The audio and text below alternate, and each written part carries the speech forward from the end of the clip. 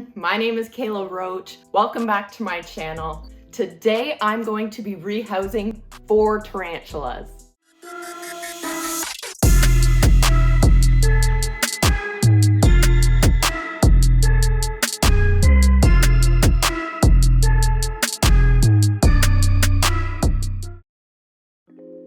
So not too long ago, a local hobbyist was looking to rehome 4 of their slings, and of course I couldn't say no to that opportunity, and they came with their enclosures. However, their enclosures do not exactly match my aesthetic. I like having my tarantulas in nice display enclosures. I'll be using these small acrylic enclosures that I got at the last Reptile Expo. These are made by Reptizoo. They are very well designed and they are just beautiful display enclosures.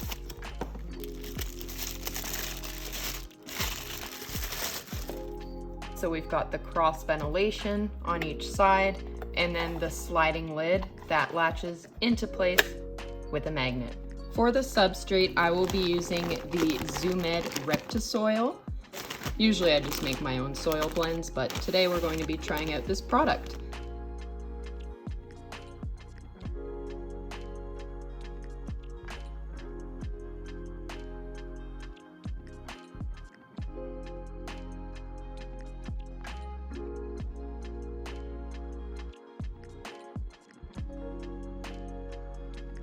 Then I have some moss that I'll be putting in the corner of the enclosure. This will help with humidity and I can spray it down in order to give the tarantula hydration.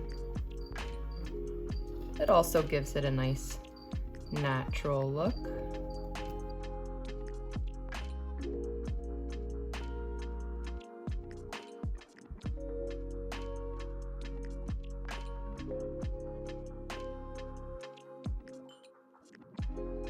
All right, now that we have all 4 enclosures ready to go, I will get all set up for the rehousing process.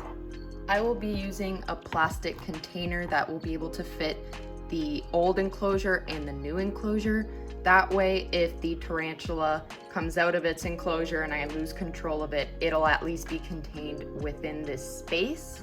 Then I have the very important catch cup, which is very handy if the tarantula manages to escape from this container, then I still have a way to contain the animal. Next, I will be using an appropriately sized paintbrush in order to coax the tarantula to move forward. I am now prepared to rehouse my tarantulas. Here's the first enclosure. I'm going to open the lid, but not completely, so that it's easy for me to close it once the tarantula is inside. And the first tarantula that we will be rehousing today is my Brachypelma bomi sling.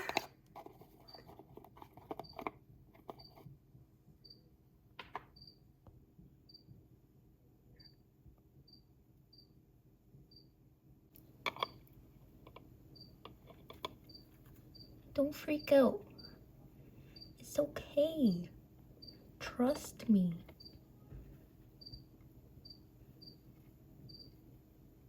Okay, it's on the outside of the enclosure. Now what I'm actually gonna do, I'm gonna place the enclosure sideways. Sorry, you can't really see. There we go. Straight into the hide. That is the Brachypelma bomi, also known as the Mexican fireleg tarantula.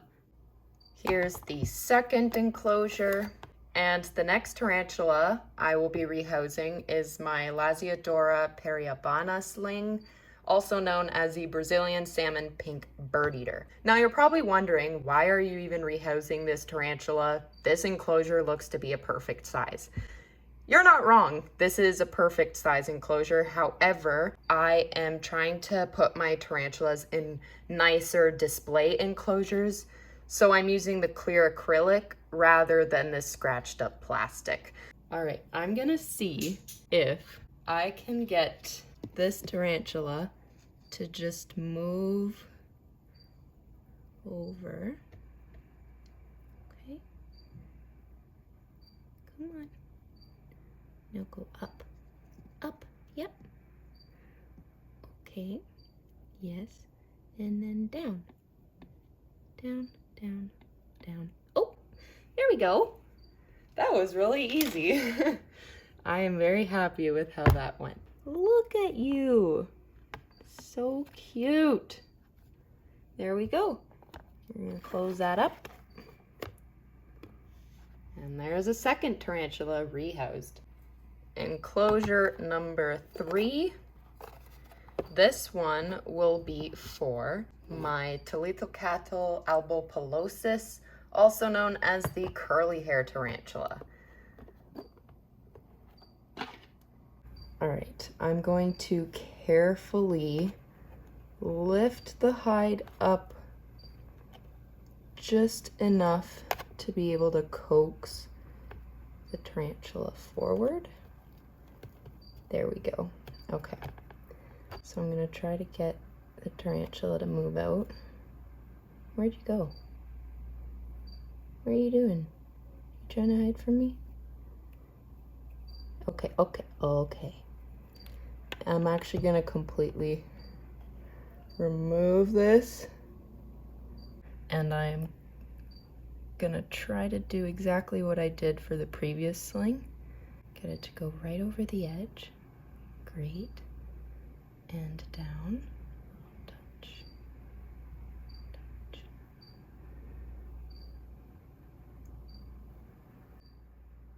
Amazing! Right into the hide.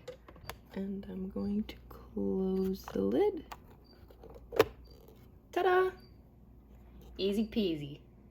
And finally, the 4th enclosure, which is going to be for my Brachypelma classy, also known as the Mexican pink tarantula. This one is going to be the most difficult. And the reason is because I have no idea where this sling is. I believe it's in this burrow. I've tried flashing a light in there and I can't see anything. I really hate digging them up. It's just more risky and more stressful, but I might have to. I'm going to try to coax it out. Hopefully it's hungry and has a feeding response. I'm gonna get rid of the larger pieces of wood. Hopefully this will give me a little bit more visibility. I'm gonna make sure to nudge every little piece of dirt before I move it, because if this sling is underneath, it'll have a little bit of warning and time to move away. Oh, wait a minute. Please tell me that's a molt. Okay, I need to investigate this. This does not look like a molt. This almost looks like a death curl. Oh, that's not a molt. That's a death curl. Oh no, I was wondering. I had not seen this tarantula out. So unfortunately, during this rehousing process, I discovered that the Brachypelma classy sling had passed. I was kind of skeptical that this was the case. I obviously didn't want to be pessimistic, but I honestly had not seen this sling before. I just assumed it was hiding in its burrow.